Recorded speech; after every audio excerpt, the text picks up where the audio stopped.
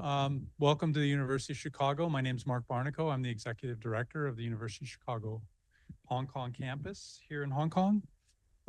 We have an in-person program tonight with two of our faculty members from U Chicago, and we are also on Zoom. So for the Zoom audience members, if you have questions, as always, you can submit those questions by first registering on Zoom and then clicking on the questions and answer button. So tonight's talk is on generative AI, and I just talked to the professors who are going to be presenting tonight. I think you'll find this a really fascinating talk. I've been dabbling with AI myself here in Hong Kong. I'm very interested in the arts. I'm interested to see what AI does to the arts that may be positive, but also that may be negative. And I think you'll hear about some of that tonight.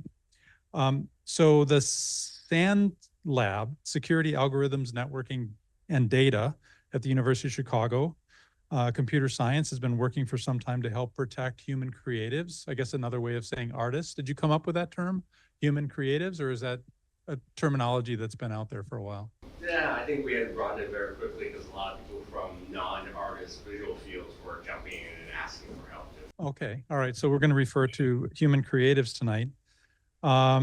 And Glaze was designed to provide protection to individual artists. And I learned from the professors tonight that Glaze has been downloaded by artists and human creatives 2.6 million times, which is incredible for something that's been around for a very short time. And more recently, the lab has released Nightshade. We'll learn about that tonight as well. A tool that helps restore balance in the power dynamics between content and IP owners and AI model trainers, as you can imagine, who are, and this has been very much in the news lately, especially in the US. A lot of folks are interested in scraping. A lot of the AI model trainers are interested in scraping content for the internet for their AI models. So Ben Zhao is the Neubauer Professor of Computer Science at the University of Chicago. He's completed his PhD. It says Berkeley. Is that UC Berkeley? Okay. University of California, Berkeley, because there's also a Berkeley School of Music, and I just wanted to make sure that it wasn't that. And his BS is from Yale University. His current research focuses on mitigating the harms of misused AI. And he's received a lot of awards. I won't list them. You can go on the U Chicago website, just Google U Chicago Ben Zhao, and you'll see all of his awards. A lot of the publications that his research has been published in. He's had over 190 articles published in areas of security and privacy, machine learning, networking, and HCI. What's HCI, Ben? Human-computer interaction. Human-computer interaction. Okay, great. Thank you.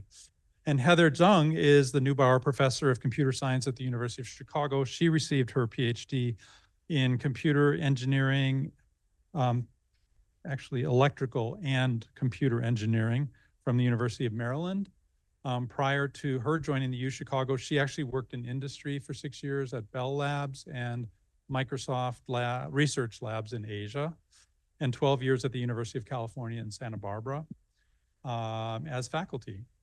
At U Chicago, she and Ben co-direct the SAND lab together.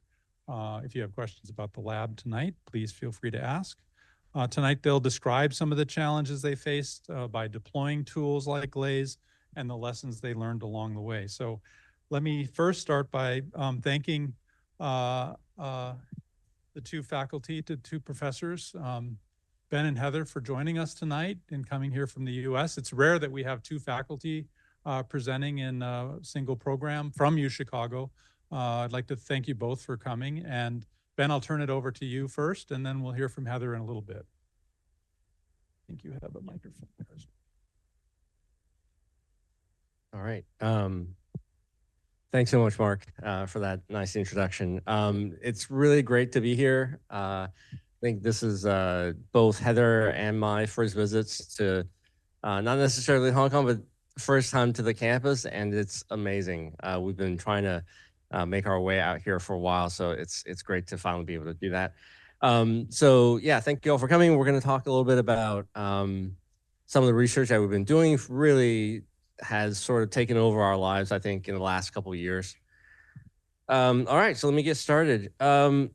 Things that I probably won't talk very much about are things related to the law and sort of the copyright issues that are going on in the courts right now in the U.S. About how some of these generative AI models have been trained. There's a lot of litigation and regulatory processes that are happening. So we can chat about that, and we're happy to take questions and discuss some of that in the Q&A. But that's not really the focus of the talk. So I'll just say that most of the generative AI companies today and how some of these bigger models have been trained in the last couple of years really have been in sort of a legal and regulatory gray area and ethical gray area. There's been a lot of training on scraped data online, and many of the people who created that content are not super happy that their work has been sucked up into these AI models and being used by for profit. Okay, so and there are many who are discussing sort of the visible harms that some of these models are reducing, whether it's environmental, climate change, energy, water usage, or some of the other issues related to deep fakes, bullying, and so on, questionable content. So I won't delve too much into that either. So I will start with just a simple example of, I think sometimes it's difficult to understand how ubiquitous some of these models are.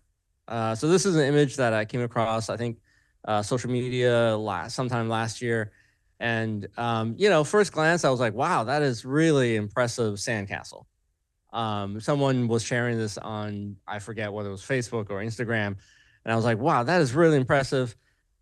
Absolutely amazing. And then I look a little closer. I'm like, that's really weird. How does someone make hair, out of sand? And that's really impressive. And then I was like, wait, that physically can't happen, right? Physics.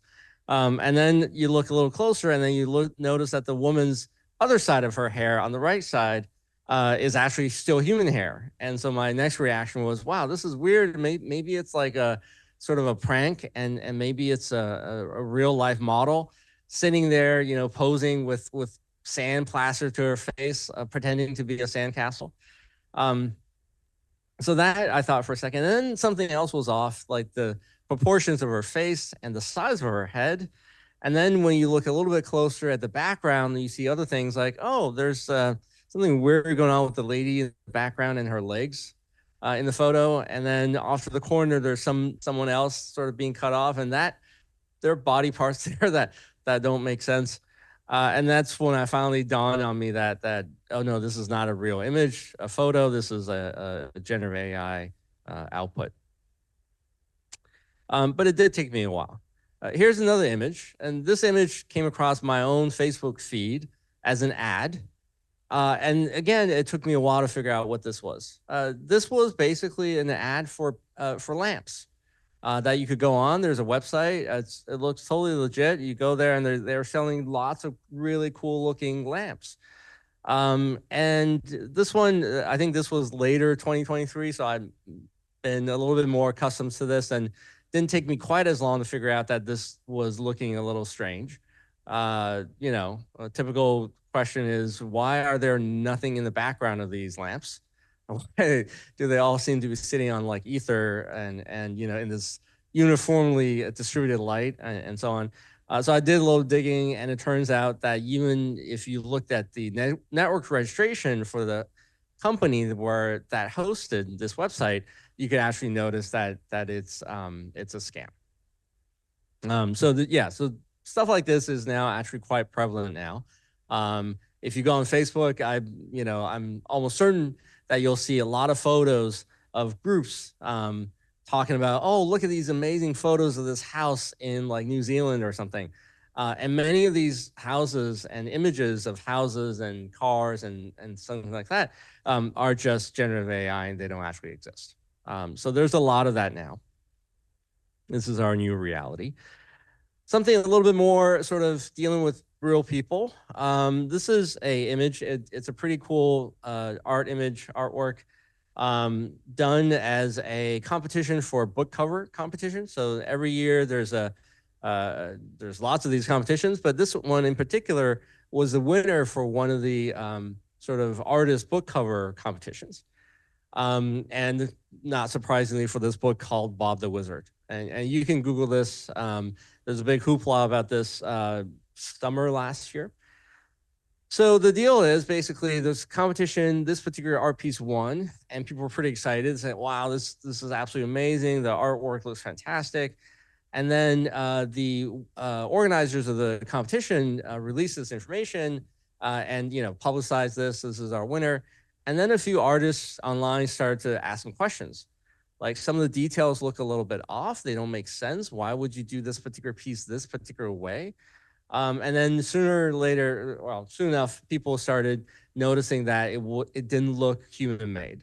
And of course, this particular competition had rules that this had to be a human artist. So then what happened was that the author who commissioned the work for his book, the author of Bob the Wizard, came out online to defend, his artist who he commissioned to do the cover, saying, of course, this is human art. I absolutely trust my artist, et cetera, et cetera. And then the artists also defended themselves and said, yes, of course, this was human made. Here are works in progress samples from this particular piece of art. And this went back and forth for a while until someone noticed that one of the pieces of the works in progress actually had metadata that mentioned Midjourney.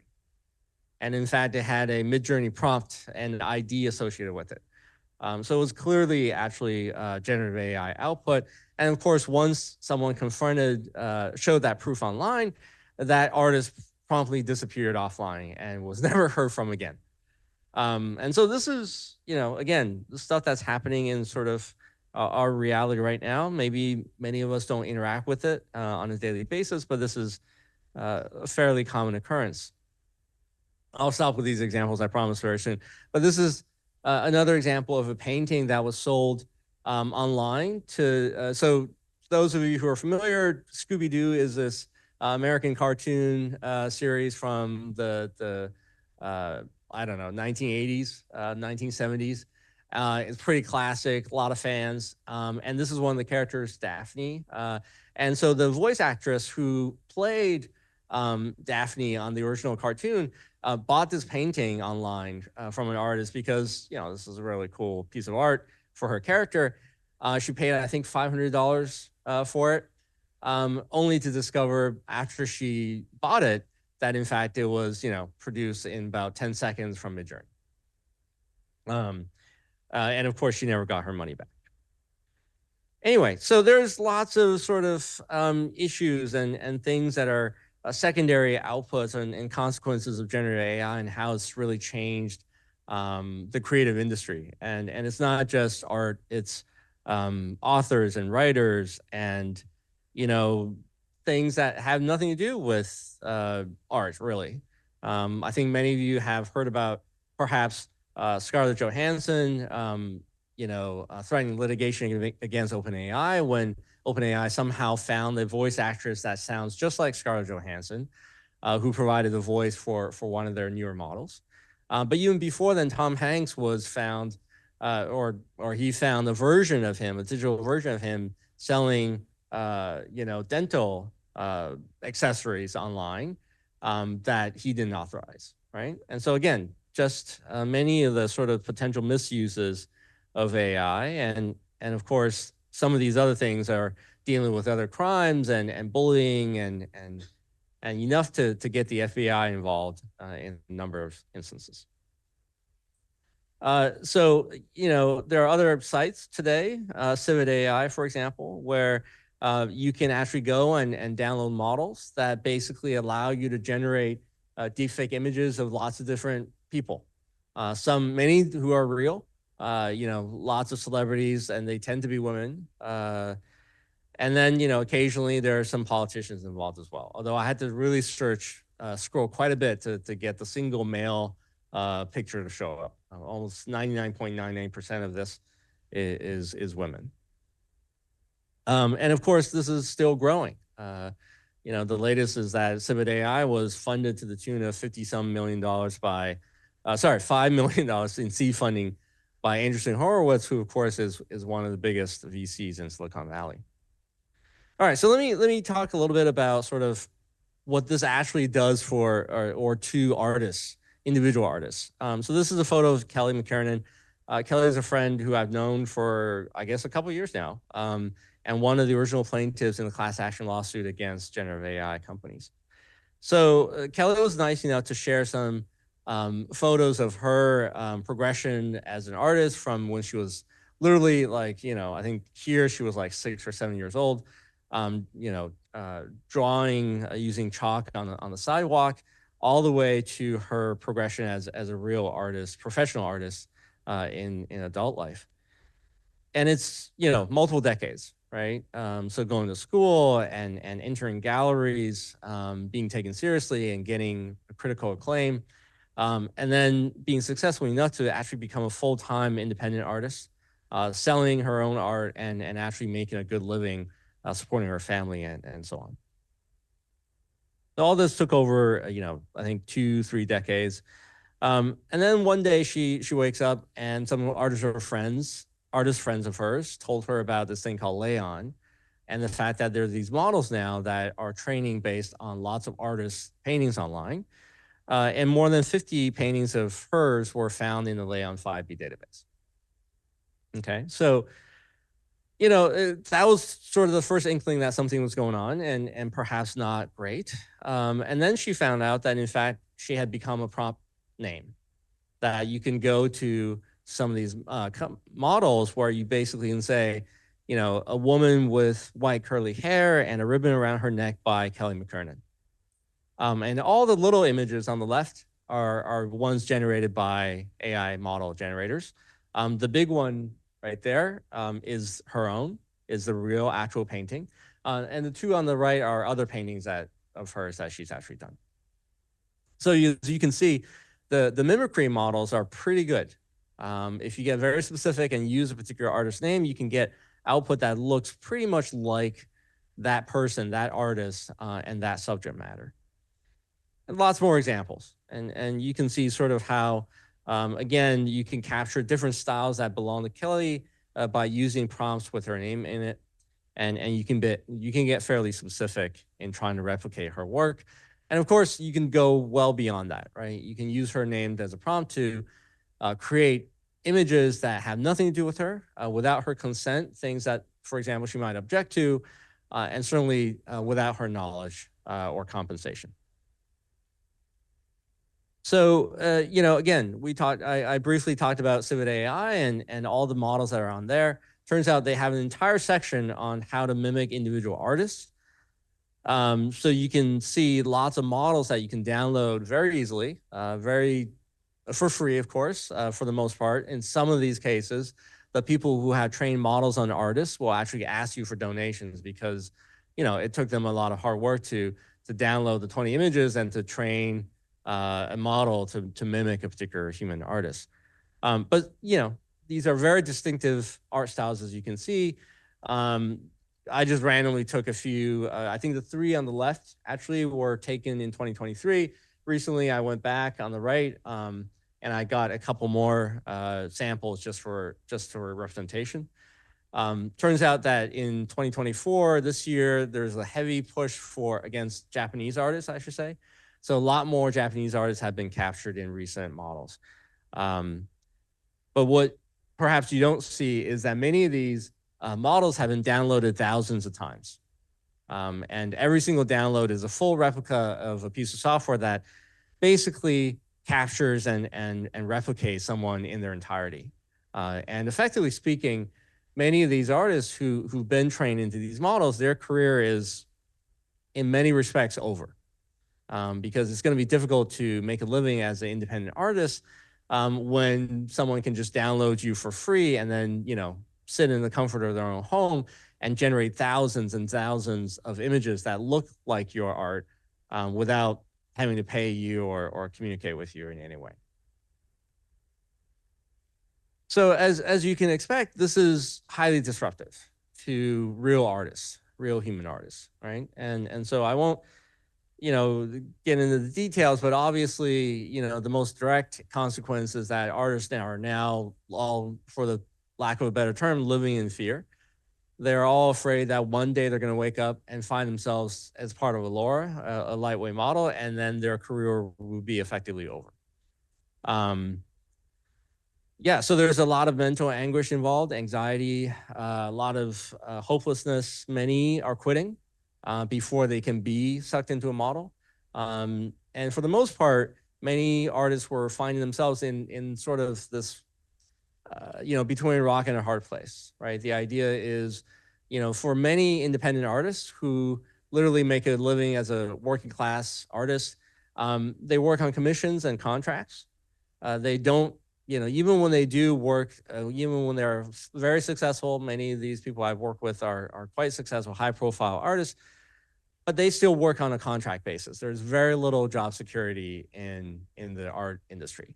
And so for the most part, they work on a contract basis with movie studios, gaming companies, book publishers, and so on, for months at a time.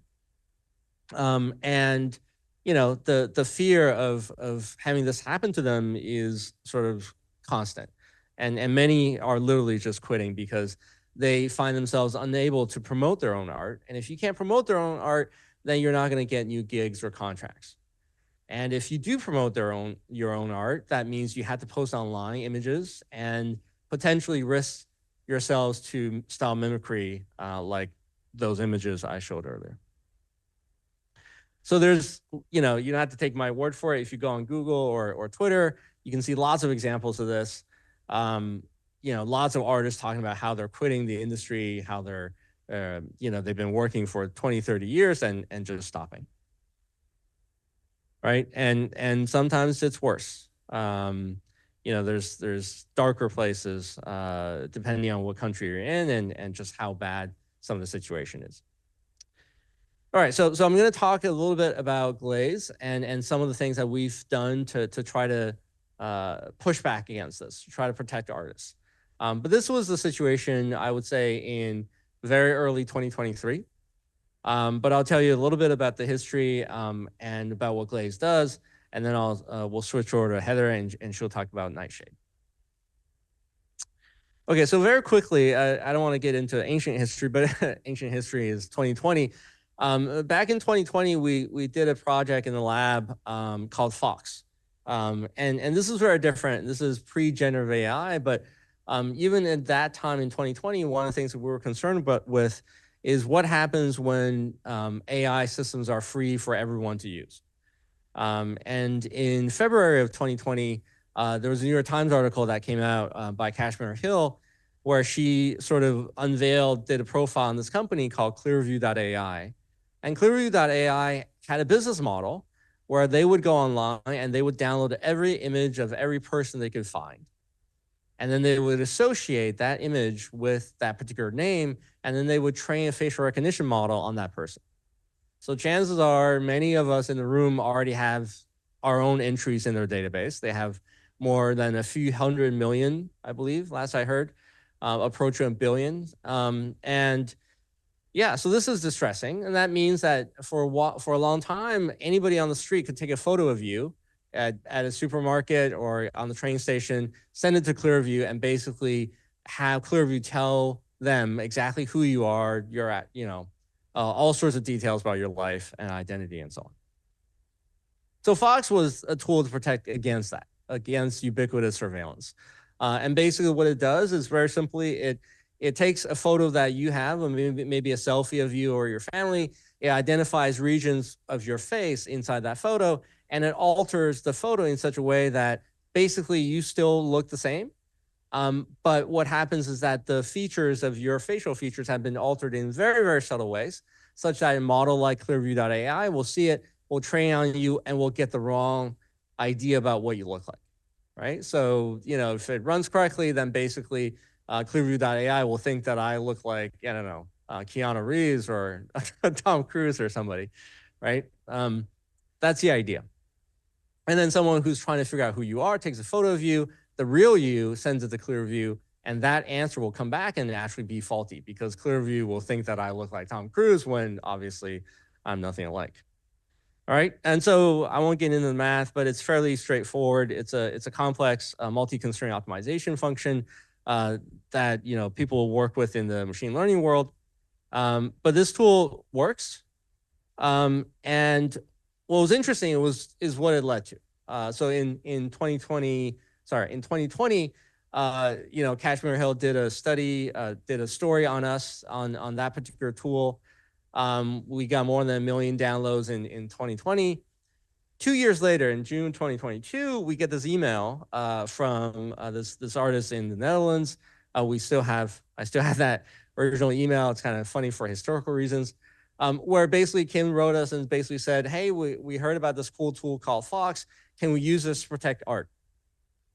And I remember in the lab, Heather and I and our students going, "What does that mean? Like, this is written for facial recognition. It doesn't work on art." So I remember writing back an email, politely thanking her, but being very confused as to what she meant. And then a few months later, we finally figured it out. We heard much more news about generative AI and what it was doing for art. And then, I think our senior student at the time, Sean, finally said, "Ben, maybe this is what Kim was talking about." So we thought, oh, yeah. So we reached back out to Kim, and she invited us to this town hall hosted by the Concept Art Association, where we sat on a Zoom call with 500 artists, professional artists, and everyone was basically talking about how their lives were being upended by generative AI. And this is where we met Greg Rutowski and Carla and many others, a lot of artists whose names were already used as prompts in Midjourney and other models. So we worked for the next few months to basically start this prototype of something that basically looked like Fox, but actually did protect art instead of faces.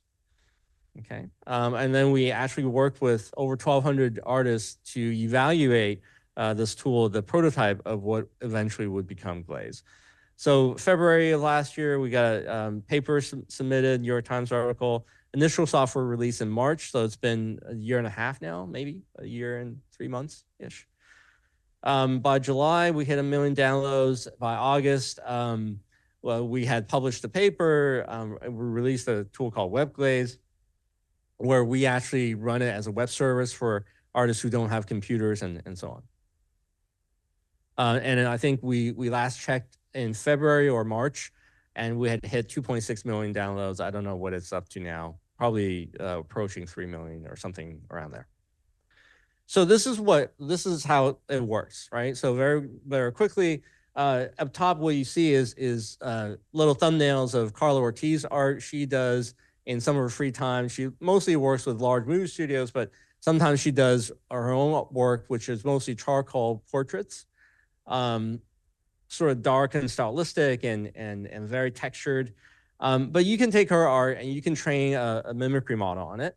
And you can see on the right side, right top corner, basically outputs of that model that look basically like her art, right? Very similar. Even the motions, even the hand motions are extremely similar. And that's without protection, right? And so what you would do with Glaze is you would take your art and you would basically run it through Glaze. And Glaze basically changes almost all the pixels in an image, but in very, very subtle ways, such that when you look at the before and the after side by side, it's still very difficult to tell which is which. Okay, so to the human eye, it basically looks like the same thing. But what it does is that it alters it in a very specific way so that a particular model, AI model, that's trying to learn about what the style looks like will get very, very confused. Okay, and so on the top right there, you'll see that the same model that trains on glazed versions or protected versions of Carla's art will produce something that looks very different, and it'll think that she's Van Gogh and produce something that's much more Van Gogh-ish than Carla. And again, it's I won't get into the mathematics, but it's a multi-constraint optimization with some new features about how to deal with diffusion models, which are of course quite complex, but also other things about how to maintain visual similarity to the human eye using deep learning models. A little bit more examples. Original art on the left 2 columns. In this case, Nathan Folks, who's another artist that we work with, Monet, Van Gogh, for example. And then you'll see that the middle 2 columns are copies, are mimics of those artists on the left. And for the most part, they do a pretty decent job. Van Gogh kind of looks like Van Gogh. Monet looks like Monet. Nathan, copy of Nathan looks like Nathan. And then with protection, things look dramatically different, right? And this is the result that we want, is that when you try to mimic someone like Nathan, for example, you get something that looks dramatically different, nothing like him.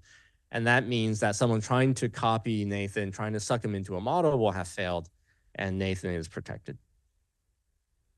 All right, so let me quickly, let me quickly talk about sort of what we learned through this process and releasing the tool before Heather starts talking about Nightshade.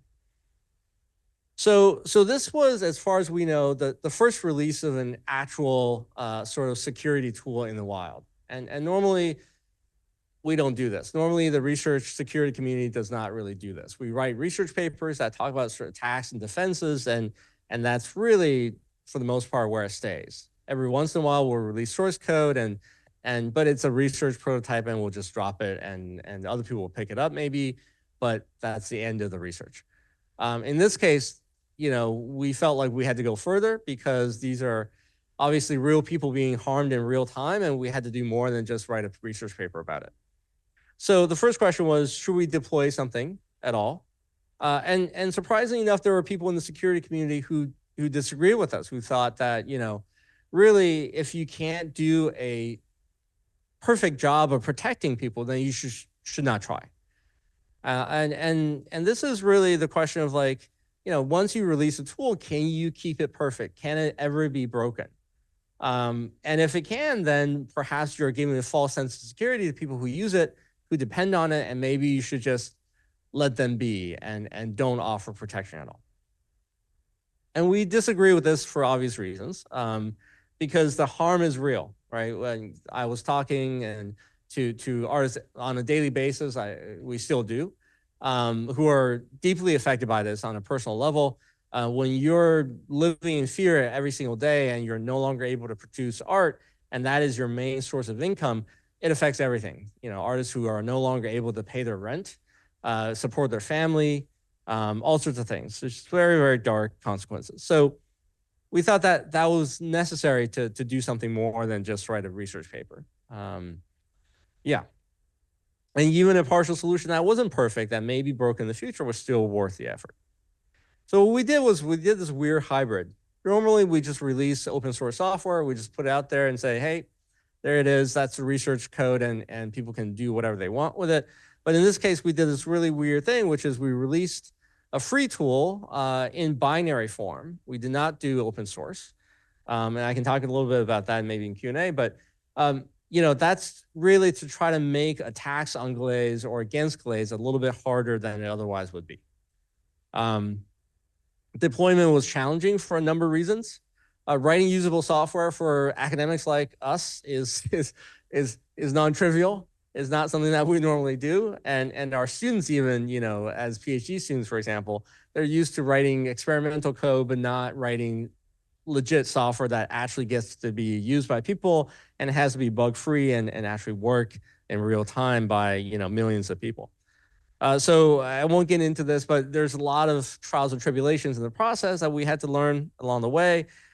But even once we deployed it, there were other unexpected challenges. Things like, being a constant target of constant attack and the mental sort of toll of dealing with that on social media, the stress of and fear of trying to not let people down. I think this affected the students a lot. And also just communicating with a growing amount of user base worldwide, 24/7, on a lot, really too many social platforms. But yet, through all this, there's a lot of overwhelmingly positive feedback. We got a lot of amazing help from artists, thousands of artists across the globe from every country that I know of. Still, there were attackers, right? So one of the interesting things was the attacks. And so actually, right after Glaze was released, I think in like 2 days, there were people posting that they had broken Glaze. And as it turns out, they were actually mistaken. because what they thought they were doing was they were taking the little pixels that in some cases you can see in the glaze image, and they were trying to get rid of that. And they thought, well, if that's where the magic is, and if I can smooth it out and I can get rid of those little visible things, then we win, and the images are fine. Turns out that's actually not the case, because glaze changes about 90% of the pixels, and so the things that you can see it's literally the tips of the iceberg. But a lot of misinformation out there, and eventually some of the attackers admitted that their tool didn't work, and then eventually deleted the tool altogether. But we are constantly under attack. There have been 2 legitimate serious attacks in the last year and a half or so. The first one was in November of last year, a reasonably sort of well-founded machine learning attack, but the results were not super strong. The most recent attack was actually a couple of weeks ago. Another research group revealed that they had been trying to attack glaze for quite some time, and they wrote a paper about it. But again, it's a very complex attack that's difficult to launch, and the results are still debatable. But still, it's a really sort of interesting attack, and we're sort of trying to do our best to learn and adapt and to basically make glaze a little bit stronger. So this is sort of our life now. At least one part of it is constantly being on the lookout for these kind of things, and making sure that these tools stay robust, so that artists will have that protection continuing forward. All right, so one thing that I'll briefly mention, and then we're gonna actually, you know what, with time, I think I can probably skip this part. But I will just say that there's a lot of misinformation online. It turns out the misinformation campaigns in this day and age are more powerful than legitimate attacks. People who are spreading information about the fact that, you know, glaze has been broken since day one, et cetera, actually have more influence than people who actually try to break glaze. That's something that, you know, since doing this a couple of years ago, we never actually expected to happen. But turns out that is the case. Some people even figured out a way to mark glaze, the binary tool, the software, as a virus on Windows. And that has been eye-opening, because we never thought that that was an attack that we had to deal with. Finally, let me briefly talk about advocacy. We've been talking with, since the beginning of the project, with a lot of different, obviously, artist groups from different countries, you know, but not just artist groups of different types, illustrators, graphics artists, but also voice actors and broadcasters and people in the film industry and the gaming industry and publishers and so on. And really lots of organizations, many regulatory, some state governments in the US, some in the EU, but multiple federal agencies in the US, FTC, Copyright Office, and other 3-letter agencies. And it's been having some impact. In fact, just recently, about a month ago, Illinois, where Chicago is, in the States, just passed state law that actually protected artists against some deep fake mimicries. California is on their way to doing the same. New York State in the US is also starting to do the same. And then there's a couple of federal laws that are in the process in the US. But they're fairly narrow. And so there's a lot more work to be done to protect, especially visual artists, not just musicians and actors. But we are having a significant impact. So this is what the Illinois bill looks like, but it's basically expanding the right of publicity, an established law that protects individuals from mimicry by looking at their face, by hearing their voice, et cetera, and trying to extend that to their visual creative work. Okay, so I won't take too much time. I'm going to swap to Heather, and she's going to talk about Nightshade, which is our later project that potentially is even more, hopefully, impactful.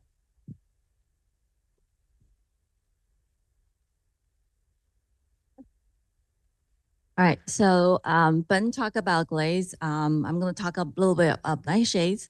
So nightshades comes after glaze. If you remember, glaze is where individual artists can put these perturbations on images and post online to protect their artwork from being style mimicry.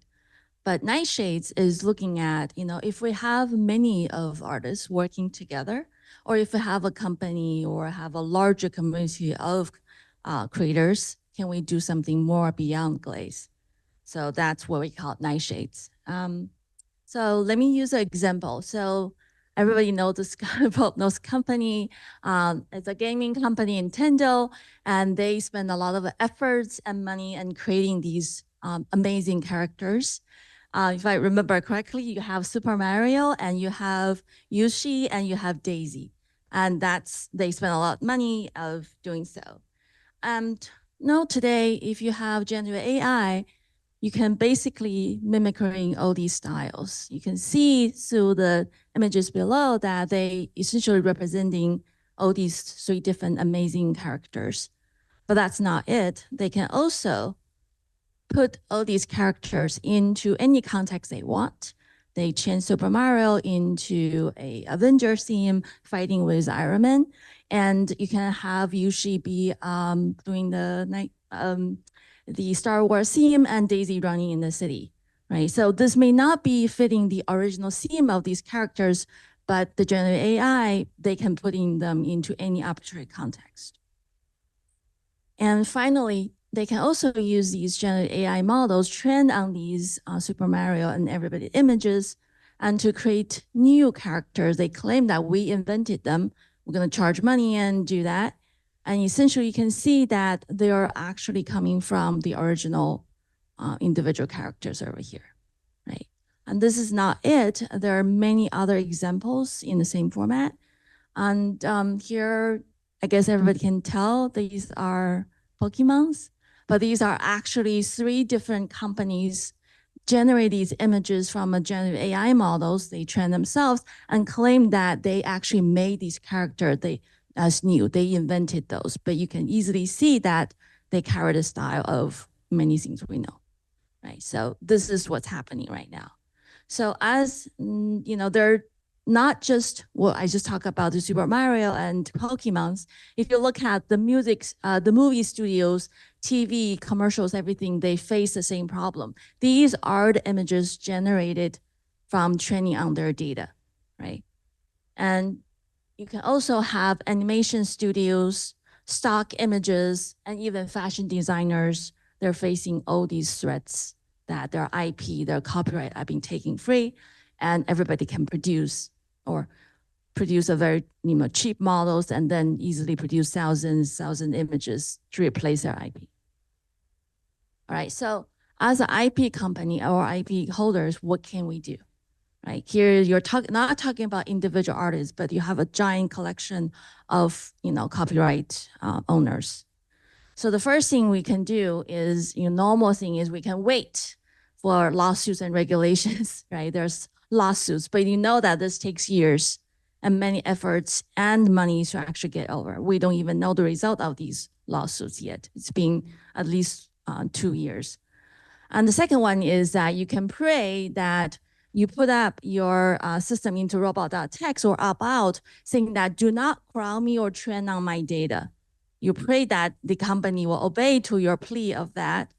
And in reality, there's no way to validate or verify this actually observed.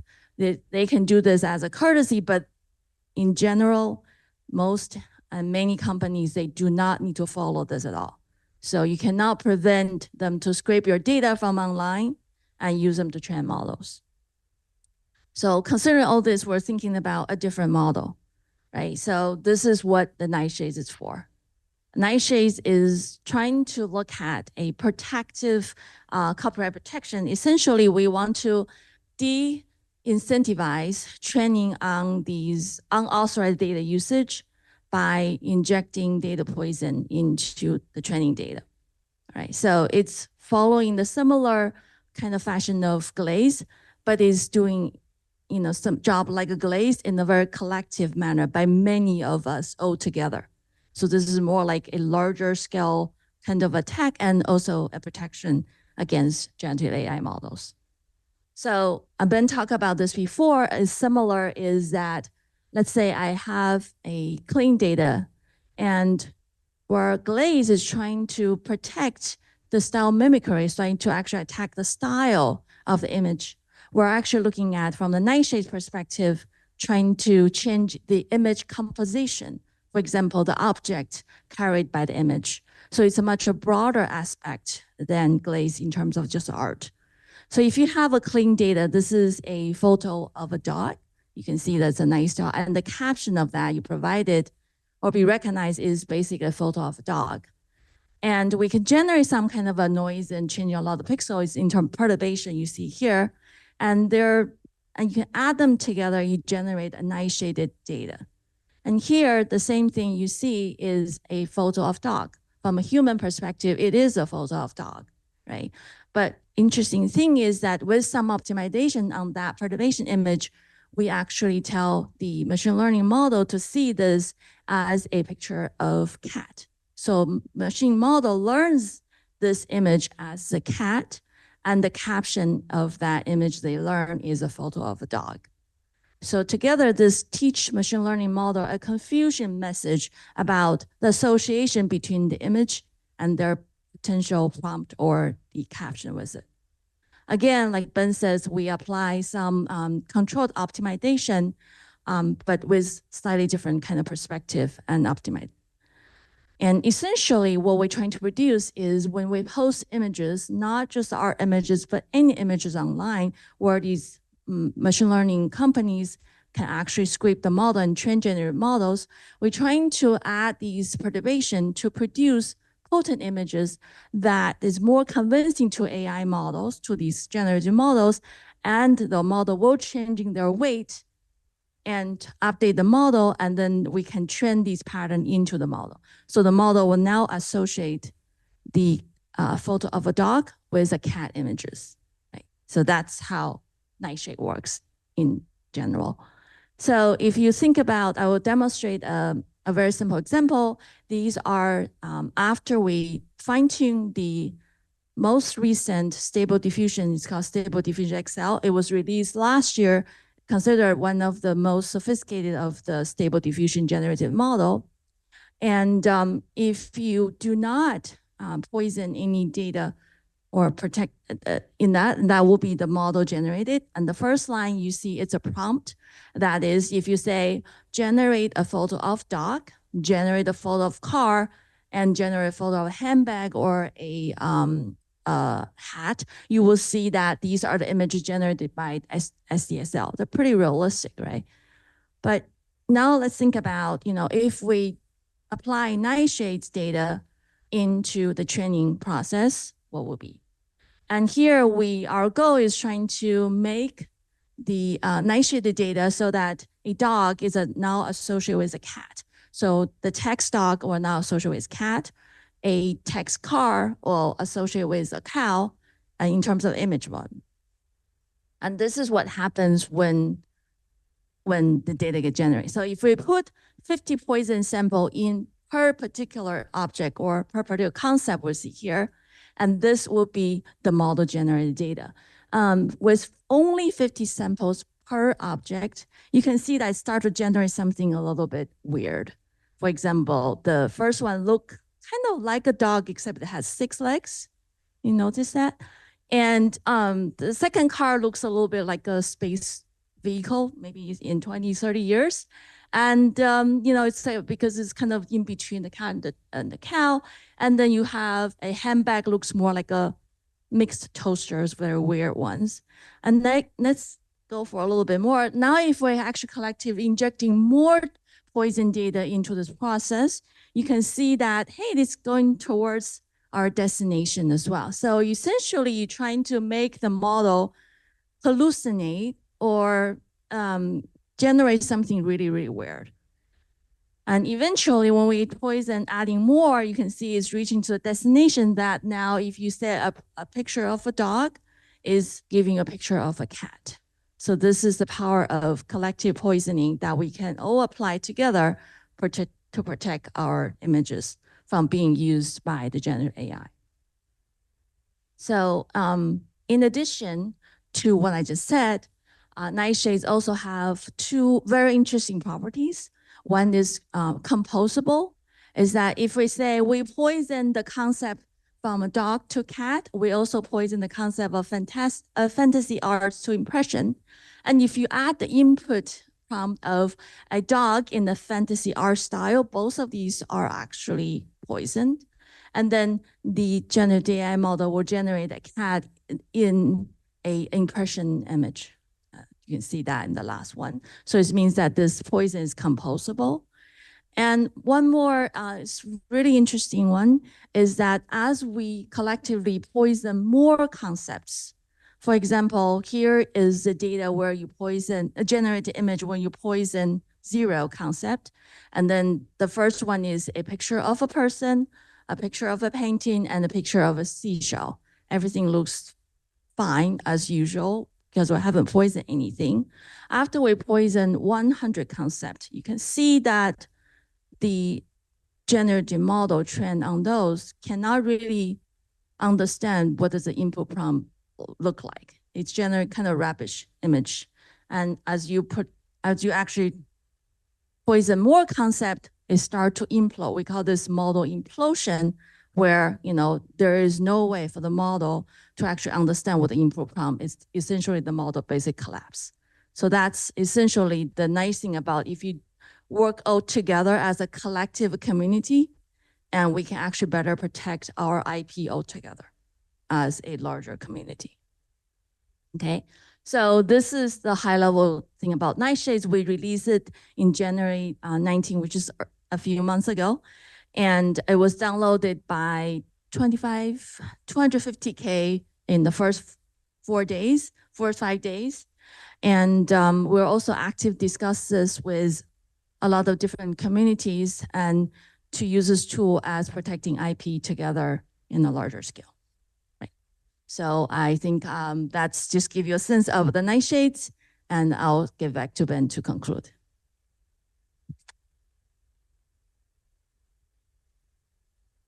Thanks, Heather. So I think, yeah, with the time constraints, we're probably just wrapping up about now. So very quickly, I'll talk a little bit about what's coming up next and sort of where we're going. So one thing that's sort of ongoing and never really going to stop is we have to be constantly vigilant against potential attacks against tools like Glaze. So with the recent attack, we're sort of still analyzing it, and we're still trying to figure out ways to make Glaze even more robust against it. That's going to be a constant thing. Similarly, we're continuing to advocate for artists and for regulation against the AI and its misuse. So that's starting to really take off and have some traction in the US and in the EU. Of course, the EU had the big AI Act passed a few months ago. We hope that specific protection for visual artists is going to be forthcoming soon. And then we have lots of new research on related topics, things like, how do we detect in this future that we live in now? How do we better detect images that come from generative AI versus human art? And this is really important for lots of reasons. AI companies know that if they train on their own output, eventually it degrades and breaks their own models. So they want to also distinguish between human art and generative AI images. We're also extending Glaze and similar kind of tools to short videos. That's an ongoing project paper. We're looking at theoretical understandings of tools like Nightshade and why it works and the impact that it actually has on the inside for some of these advanced new models.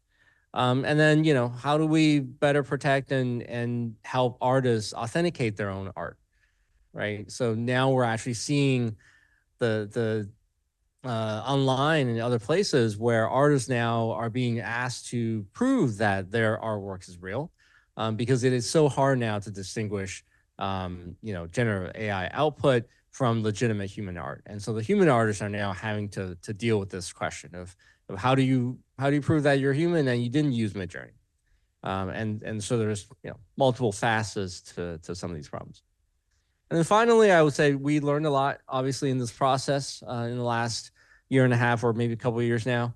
And it's in a way, it's kind of funny because, Oppenheimer was a big movie in 2023, and there's a lot of similarities now with computer science and physics.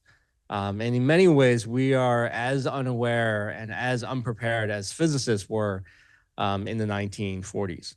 about what the field could do. I think the entire generation, multiple generations of computer scientists, including me and Heather and others before us, we study computer science with no regard to ethics. I think I was fortunate enough to take some ethics classes, but completely randomly, but it really changed how I see some of these ethical questions. And this is something that we as a field are learning to deal with now, because people who are my generation and older have never really had much focus about ethics and what it means to be ethical in computer science and what the impact on society of our research looks like.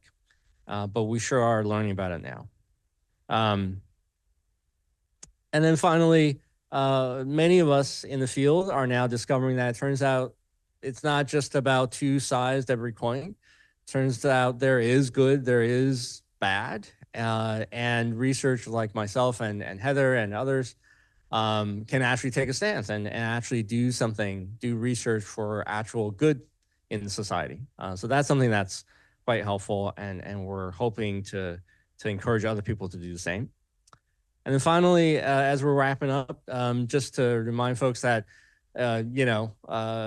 Heather and I are visible, but most, or if not all, of the technical work is actually done by our students, our PhD students in the lab, some of whom have already graduated. Jenna and Emily have already graduated, but many others are sort of joining to take over. But we also work with a ton of artist collaborators. Our recent paper on detecting generative AI had over 4,000 artists, volunteers who helped us do the user surveys and tests and so on. Yeah, that's it for the talk. I'll leave you some pretty pictures, and we'll be happy to take any questions. Thanks.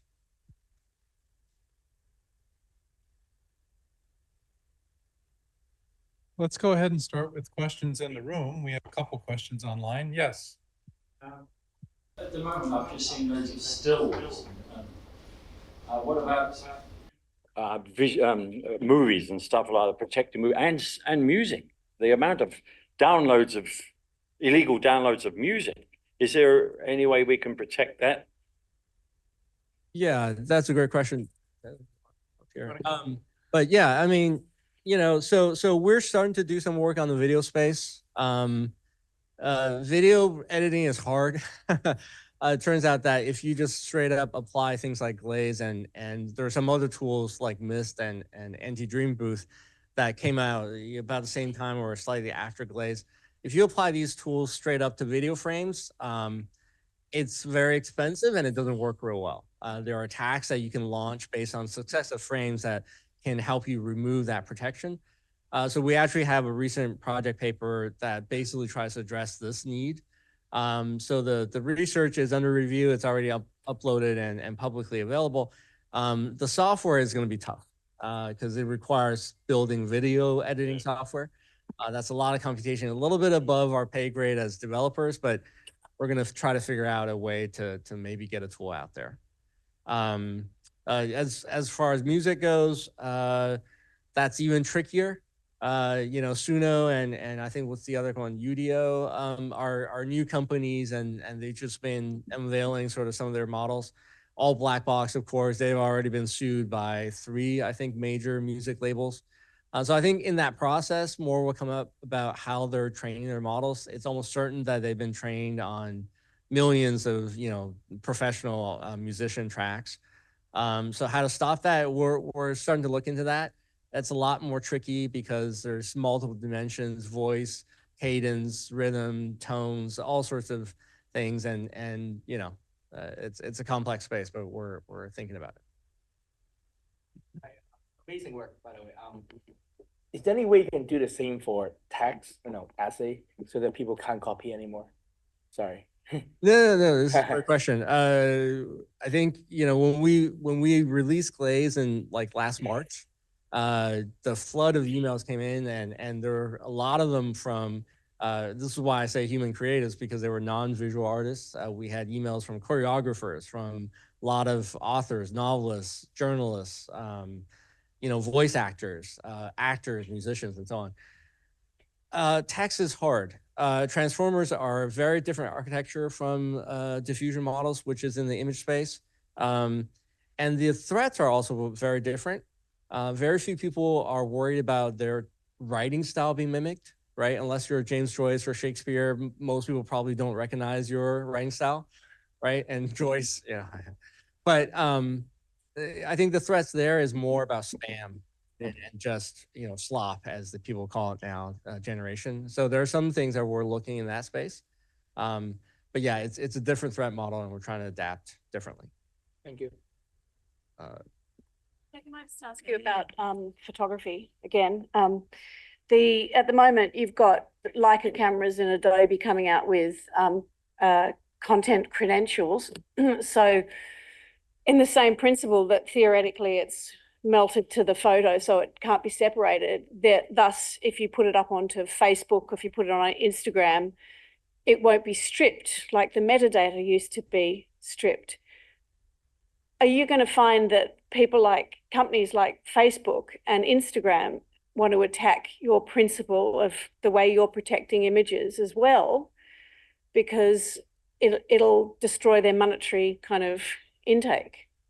Yeah, so that's a great question. Photography and Getty Images, Shutterstock, companies that deal with stock images, and Adobe, they're all afraid of having their libraries being scraped and used to train other people's models.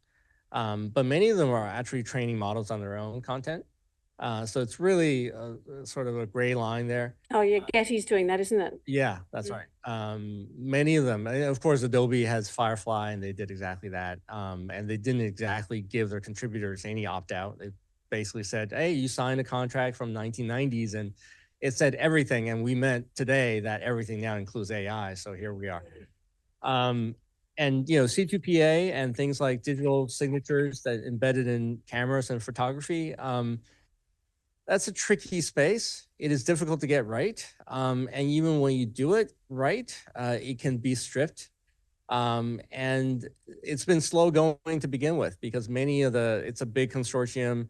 One of the very few adopters, I think, was Leica cameras, and they had a system that was designed. But the problem with security tools is that even when you mean well, the execution is really in the details. They've now got it. They've now brought it in for Adobe. All Adobe products have got it, but you have to, again, it might only be in the beta version at the moment. Yeah, and there's intricacies there with Adobe.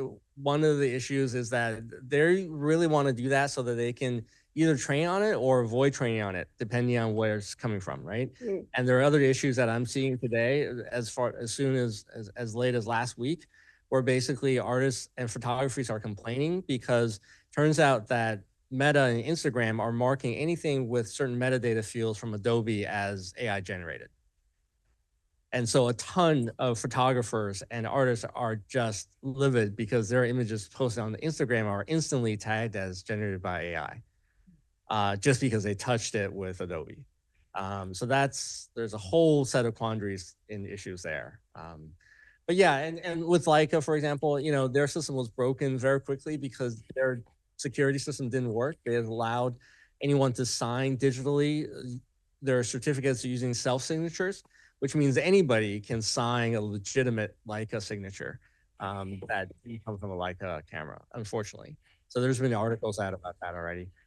It can be done potentially, right? Well, but how do you maintain that signature across edits in Photoshop, for example? That's tricky. Legitimate edits. When does a legitimate edit go across the line into generative, in painting and complete replacement? It's a very difficult space. Yeah, but it's good to see people trying to work on it. It's kind of like Gutenberg press when it first came out, when people say, well, then you have copyright law, everything. So over the past year or so, I haven't really seen much in terms of regulation pertaining to this. And I'm just wondering what's experience in the United States, because ultimately the net result of all this will be the extinction of artists, pretty much, right? And the other question is to say, like, taking the question on text, right? Effectively, teachers will never be able to figure out the student in front of him is actually understanding the content. One way to do it has been to say, no open book exam, sit there, then regurgitate. Then of course that becomes the rote problem. So it is a question, it's a very interesting question, but I was just wondering, like, how come is the net result not technology but regulation? Because your tech tools have one problem.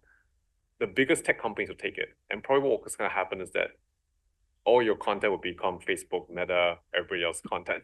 The individual, the ID, the person who drew that, the artist who spent 20 years trying to perfect the stroke will be gone. So where's that dialogue or discourse in education institutions to talk? Because this is probably one area where educational institutions should take lead on, see. I can answer a little bit about how our data go into the training system. I think it's important to show some kind of either compensation or acknowledgement of data. Today, there is nothing with that. Everything you put on the internet, you can be scraped and be used in the process. I think the tool like Glaze and Nightshades essentially tell the company that it's much harder to remove the impact of these poison or perturbed data from the training system. It's actually cheaper to just to pay the artists, to pay the content creators to purchase the legal content from them. I think that will actually achieve eventually the balance between the content creator and the company. It will take some process, but at least that, that's to us is a valid way to go. We're not designing these tools to stop some kind of ML process or AI process. It's more about achieving the balance between the human creations and the machine kind of training on that. With respect to education, yes, I think it's even for me, I now trying to create exams, I had to find more creative idea to let the student understand or parse their understanding. I don't think that's a regulation issue. I think that's more about a culture change or as how we evolve education with technology kind of perspective. I'll just add that I think it's very hard for educators like us. We've had multiple meetings in our department, but also on campus about how to do this. And one answer obviously is, closed book, in classroom, in-person exams that test real knowledge in real time. But, that's challenging, right? And that's hard and it doesn't scale well. And there are other issues with, students who are disadvantaged, who don't deal well with real test pressure and anxiety and those kind of things. But ultimately, I think what these kind of tools are going to do is they're going to widen the gap between the top schools that have the ability to do some things like this versus distant learning schools versus schools that have less resources that are forced in many ways to use these tools because they scale better and lower costs and so on. So I think that's one of the consequences we'll see moving forward is smaller schools and those with less resources will suffer more probably as a result. I'm sorry, just to add, I made this comment in an academic institution because we do this a lot for investments. But the interesting thing about it is that a few months ago, a lot of people were saying that schools are always left out in the AI discussion because schools have no money to buy chips. They kept saying universities are irrelevant because we got AI. And I think that's the commentary from Silicon Valley, particularly in the West. But then the question really becomes, if we're something that has a lot of value in terms of a school, say, would be this question. Your school, the product's a human. And if the result is producing a human that makes up the fabric of society, not to go into principles or ethics or whatever, the net result is that that person will never be economically productive and that person will never be anything. That is probably a fight or a discourse that university should take the fight to, because beyond the AI chip, right, there's a human chip, really. Yeah, I absolutely agree. There's a question right there. One more question in the audience here. So I want to talk about this term data poisoning, and specifically the idea about, let's say, poisoning data for less benign goals, not assuming that it was particularly easy to create this data poisoning tool, but it looks like it was reasonable. It looks like you didn't have to do very much poisoning to make this work. What's to say about the security of a lot of these generative AI models if it doesn't take that much bad data to make them stop working? So there's a couple of things here. Okay, so first, it's important to note that it is non-trivial to get training data into these data pipelines, right? So if you're a Meta or if you're a Google or whoever, it's these companies who are going to go and fetch those images that are altered and perturbed and then take it back home and then train on models on them, right? So if they wanted to stop, and this is really the goal, is to have them license legitimate data from artists, from photographers, from writers, and so on. And of course, these licensing deals are happening more and more, right? That's the goal. Is if they get it from legitimate places, then chances are it will be safe and it will be fine.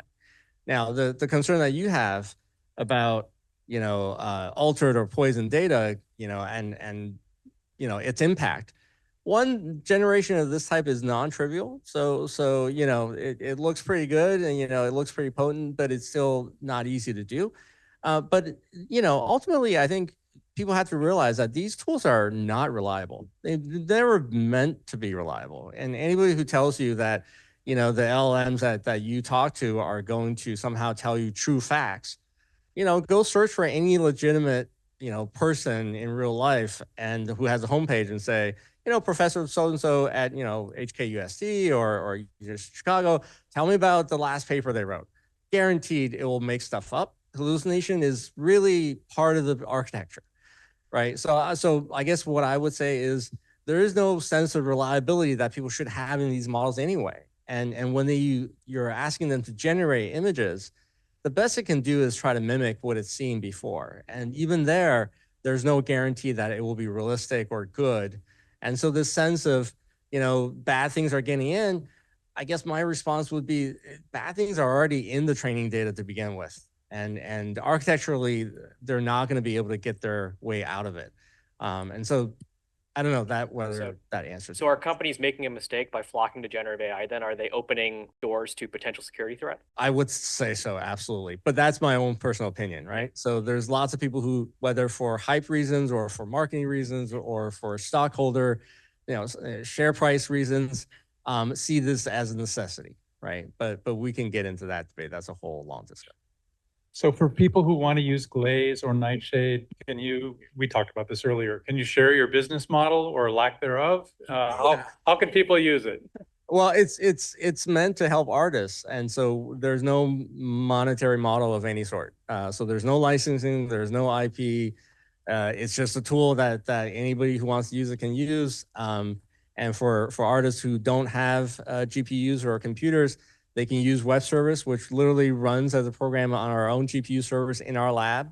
And we'll do the work for them and then send it back to them and delete everything afterwards. But yeah, there's no profit anywhere in this equation, and there never will be. And you're not using the data or anything like that. So yeah, no data, nothing is kept. Anybody that contributes something, the information and data images are safe. Yeah, absolutely. We don't even take donations really. Like, we have artists who write us and saying, can we send you money? And my standard response is you probably shouldn't, because, well, this climate is just incredibly precarious for artists, and we would rather artists keep their own money because we can write grants and stuff. But artists, need the money more than we do. So that's where we stand. But I think the other effect is for the next generation, right? So you want to teach the next generation. We actually heard a lot of younger kids, middle school kids, now they're actually teaching their parents about Glaze and about Nightshades. So I think it's good to be aware of there are this kind of work, there are this kind of technology that we can work on as a human being to help artists, help creative from a young age. I think that make our day. Technically, for a user, is there a quality of an image, or can people upload batches of images? Does it handle that? Yeah, the user interface allows you, well, it's pretty easy to use, but we try to make it not too trivial so that people still have to do a little bit of work. Artists don't generate art that frequently. It takes human artists, weeks to maybe even months to generate a single painting. So the load isn't that big. But yeah, just to add to what Heather already mentioned, the only donation that we've actually accepted so far has been from an 8th grader group in the middle school outside Washington, D.C., and they did a bake sale. as part of their class project to solicit donations for glazed nightshades. So yeah. Well, thank you so much, Ben and Heather. That was great. I'm sure they'll be available for any additional questions that you have. Thank you so much. I learned a lot tonight. And just to close out for the online audience and for the audience here in person, next week on this will be July 9th at 6:30 p.m. Professor Kimberly Hong, who's been here this last few weeks working with some of our college students from UChicago and HKU, she'll be here talking in more of a closed session. Her topic is spider web capitalism, how global elites exploit frontier markets. I think that'll be really interesting. I hope you can join us for that topic. Secondly, we've extended our 120th anniversary of the tram exhibition over in the Heritage location, Tram Tales. It says opens November 24th. It actually closes August 31st. So we extended the date for the closure on that. I hope you can see it if you haven't. And then finally, season 2 for our podcast, The Course. I don't know, Ben and Heather, have you joined The Course podcast and done an interview? Not yet. Okay. Well, okay. We're gonna come after you now because we want to hear you talk about how you became professors at the University of Chicago, which is what The Course podcast is all about. So season 2 is, I think we have 125 of our faculty from UChicago that have participated. This is a Hong Kong campus initiative, and it's really popular on all the podcast platforms. So thank you, everyone, online, in person. Thank you, professors. We really appreciate you stopping by in Hong Kong and hope to see you all again. Thank you.